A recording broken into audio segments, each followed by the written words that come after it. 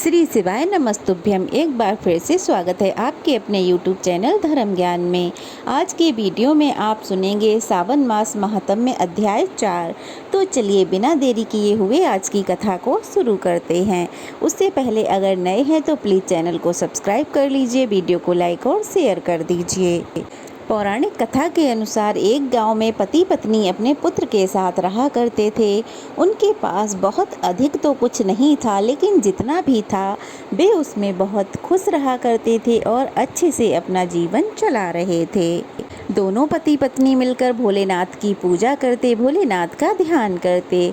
वैसे तो रोज ही दोनों पति पत्नी भोलेनाथ की पूजा अर्चना करते, उनका ध्यान करते, लेकिन सावन के महीने में दोनों शिवलिंग का जलाभिषेक जरूर करते, एक लोटा जल उन पर जरूर चढ़ाते थे।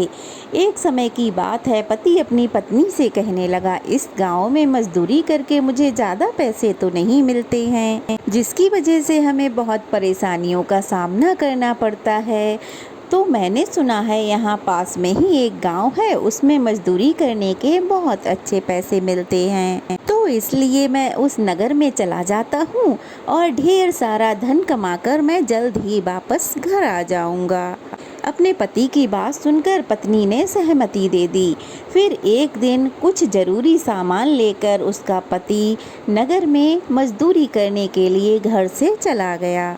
अब पति तो मेहनत मजदूरी करने दूसरे नगर को चला गया। घर में अब बेटा और माँ ही बचे थे।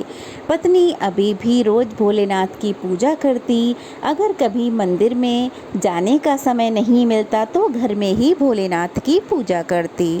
अपनी माँ को रोज पूजा करते उसका बेटा देखता और धीरे धीरे वह भी भोलेनाथ की भक्ति करने लगा। एक दिन की बात है, वह औरत बहुत बीमार पड़ गई, इतनी बीमार पड़ गई कि वह उठ भी नहीं पा रही थी। यह सब उसका बेटा देख रहा था और बहुत दुखी हो रहा था। अब क्या था, उसका बेटा उसी मंदिर में जा पहुंचा जहां उसकी माँ रोज पूजा करने जाया करती थी। मंदिर में पहुंचकर वह बालक हाथ जोड़कर भगवान के सामने खड़ा हो गया। उधर शिवजी ने देखा कि एक छोटा सा बालक मेरी पूजा कर रहा है, मेरा ध्यान लगा रहा है, भला इस छोटे से बच्चे को क्या परेशानी हो सकती है। वैसे तो भोलेनाथ सब कुछ जानते थे क्योंकि वह तो भगवान ही हैं, लेकिन भोलेनाथ का मन उस बालक से बात करने का हो रहा था। इसलिए भोलेनाथ अपना भेष बदलकर उस बालक के पास जा पहुँचे। भोलेनाथ चुपचाप वहाँ जाकर खड़े हो गए। वह बालक मन ही मन आंखें बंद करे कुछ मांग रहा था।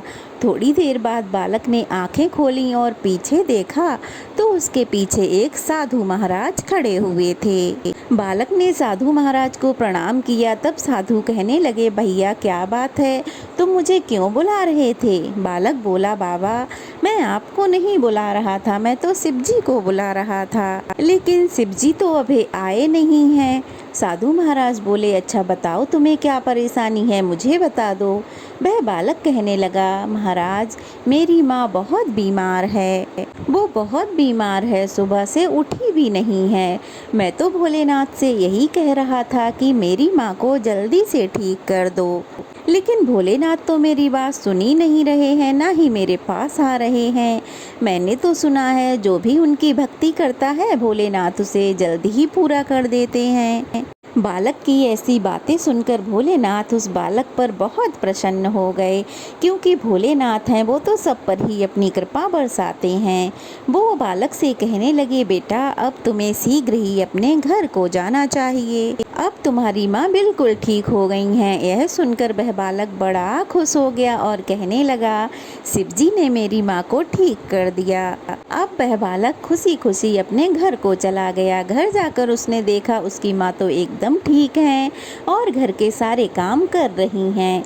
यह देख वह बालक बहुत खुश हो गया और वह अपनी माँ से कहने लगा, माँ मैं तो तुम्हारे साथ रोज मंदिर जाके पूजा करता था, लेकिन आज जब तुम्हारी तबीयत खराब हुई तो मैं अकेले ही मंदिर चला गया और वहाँ शिव जी की पूजा की, प्रार्थना की और तुम्हें ठीक करने के लिए विनती की, तो देखो उन्होंने तुम्हें कितनी जल्दी ठीक कर दिया। अपने बेटे की बात सुनकर माँ कहने लगी, भोलेनाथ तो सबकी बात सुनते हैं, लेकिन जब बच्चे उन्हें सच्चे मन से पुकारते हैं तब तो भोलेनाथ बहुत जल्दी प्रसन्न हो जाते हैं। मेरी तबीयत खराब थी, तूने उनसे प्रार्थना की तो देख उन्होंने मुझे कितनी जल्दी सही कर दिया। माँ की बात सुनकर बच्चा बोला, माँ अब मैं रोज तेरे साथ पूजा किया करूँगा शिव जी की। अपने बच्चे की बात सुनकर उसकी माँ बहुत प्रसन्न हो गई। अब दोनों माँ बेटा रोज भगवान भोलेनाथ की पूजा विधि पूर्वक करने लगे। भोलेनाथ की कृपा से उसका पति भी ढेर सारा पैसा कमाकर अपने घर को वापस आ गया।